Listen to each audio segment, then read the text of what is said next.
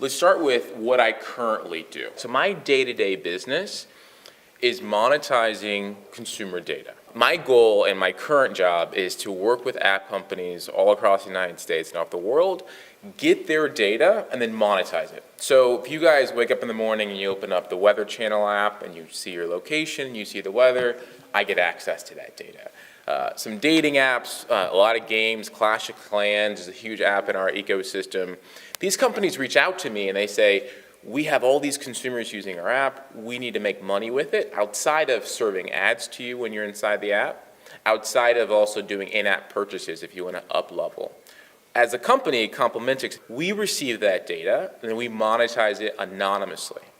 So all we would see is a random ID of a phone somewhere in Chicago or in St. Louis, and then we would understand that that device actually went into Costco or Target or Walmart. And our clients at the very end are very interested in where consumers go, where they're spending their time, how often they go there.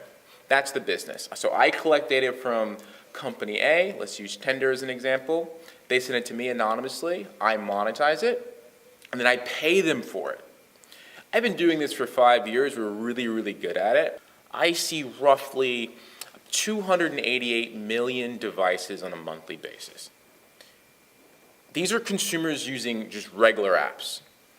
And the idea came probably 2 years ago, instead of paying all these companies money for their data, why can I create one single app, have the consumer download it anonymously, and then pay them for the data?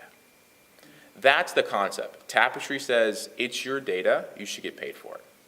So let's talk about the problem. I think we all know this. So consumer data is being bought and sold every day. My data, your data, and we're not earning a penny from it at all, right? So Facebook, Instagram, TikTok, Clubhouse, Woo, any other random app that comes out on the market, they're basically taking the data, primarily doing it to serve ads. So Facebook is an example. You agree to the terms and conditions, which is gibberish that you'll never actually read. They will then optimize the whole ecosystem to serve targeted ads to you. So Facebook doesn't actually sell data. They basically orient their ads to make them more targeted so you can click on them.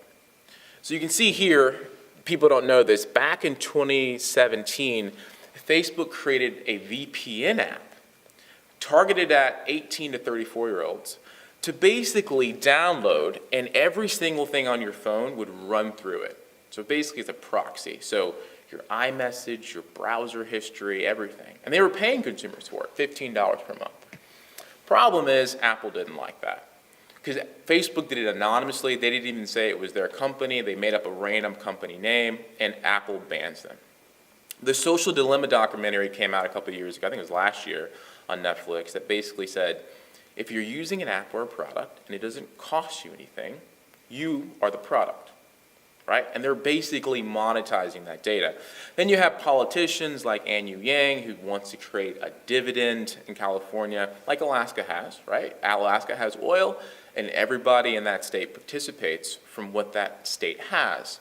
And he's pushing that, but Facebook and Google and Waze and all these companies are pushing heavily against him. It's probably not going to happen. So we see an opportunity to pay the consumer directly for that data. So the solution would be if the consumers actually knew, everybody, they could download a simple app, agree to the terms and conditions, always understand that we're monetizing things anonymously. It's not Walter Harrison, it's not Chuck Williams, it's not Jeff Williams. We're monetizing anonymously. It can run in the background, whether you interact with it or not. So this is not a survey app, it's not a cashback app that you may use like Dosh or Rakuten or Ebates, something like that. It runs in the background. And you can actually interact with the app. So you could search for a place like, I don't know, Cabela's, and see how many people are there in real time. Something's going on in the world, like the United States, which unfortunately happens every single day. You could all jump in Tapestri, search that location, and see the people there in real time. So that's the goal. So we're working on this app now, as you can see. It's going to be available for iOS and Android. Our job as the founders of Tapestri is to get millions upon millions of users to download this app from day one. Where I see the opportunity, however, is the affiliate program, where I feel like we'll get millions of consumers to use it, have the social proof on Facebook and IG that this app actually works. I'm actually getting paid for it. It's transparent. Here's the money in my account. Look. But if we had affiliates actually pushing the product as well, there's a big opportunity for affiliates to make a lot of money. So for the consumer, you can tap a friend, earn a buck. So I take Aaron, I say, hey Aaron, download this app. He downloads it. I earn $1 off Aaron per month. Every single month as long as Aaron stays active. As an affiliate, you can earn even more. So even the average consumer can refer a friend and earn revenue from just using a very, very simple app. So the consumer downloads an app passively in the background for iOS and Android. Tapestry will understand the people and places this app comes in contact with, primarily trying to look at if you're going into publicly traded companies, which all of us are, right? You went into McDonald's, you went to Starbucks, you went to Walmart, etc. We will then do machine learning on top of that, which is basically trying to predict where you will go next anonymously. On the back end, just to be very transparent, our clients primarily are banks or hedge funds are trying to figure out, should I go long Walmart? Should I short Target? Should I invest heavily in McDonald's? This new upstart chain is doing really well right now, so I'll invest heavily in that scenario. We get paid for that. We take that, we cut it in half, and we pay you for it. This does not exist in the ecosystem right now. Right now, all these apps that are on your phone right now are collecting all this data. Let's say Robinhood, which is in the news right now, was getting paid $100 million a year just selling data to Citadel, for example, selling that data float. In that scenario, if that was Tapestry, we'd be paying out $50 million directly to the consumer for giving us the data. These companies have no power without you and I actually using it, and primarily it's servicing their bottom line. So ultimately, you could take Facebook, and not to bash Facebook, but their whole value is having 2 billion users. If those users go away, they have no value.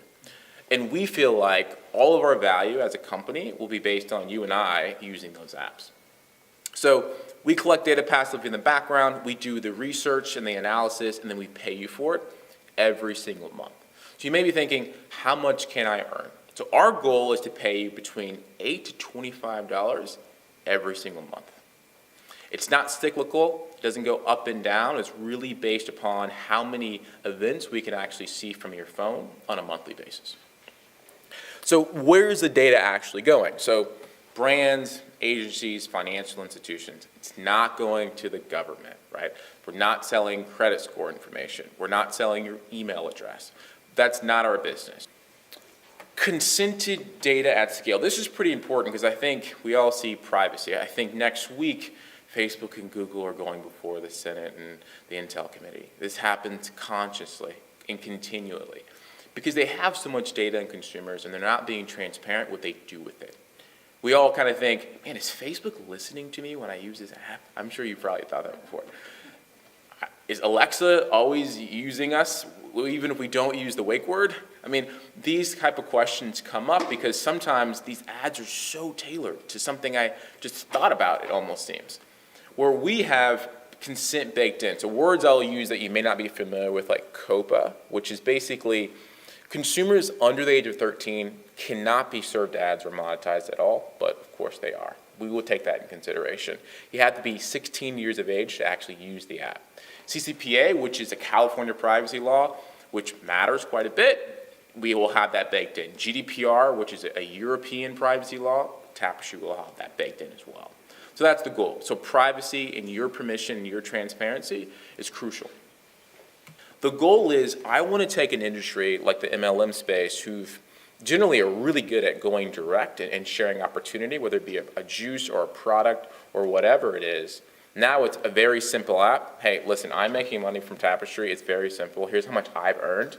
Download the app, you can make money too, and you're earning $1 off that user per month.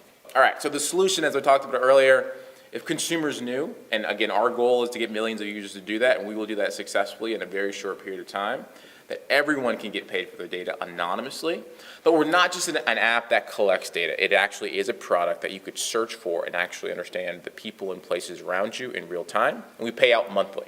No maximums, no minimums. So our goal is to collect about 200 events per user per day. So what does that mean? So generally, when we see a phone move 50 meters, we're going to collect location. So right now, let's say for me, I'm out in Naperville in Chicago. I work from home, so it's not very interesting where I'm going. I'm not really going anywhere. May at the end of the day, may go to the gym or maybe the grocery store. After my phone moves 50 meters, it'll collect location again. Only looking at places you go, so not your house. We're not interested in your house, your neighbor's house, only physically places like retail locations. We will tabulate that and pay out per month. At the very bottom, we're kind of highlighting who's getting this data anonymously. Brands, agencies, financial institutions, real estate groups, not the government, not just random Joe Schmo who reaches out to Tapestri trying to spy on their neighbor. No, not happening. Here are a couple things that I think leading technologists have said about data. You've been tricked into giving away your most valuable asset. And if you will get paid for your data, this is Jared Lanier. He said this about a decade ago. Pretty prescient. Data is worth more than oil. It should be benefiting us, not just the companies. That's the goal. So this is an app that will pay you for the data, and our job and our responsibility is to get people to use it.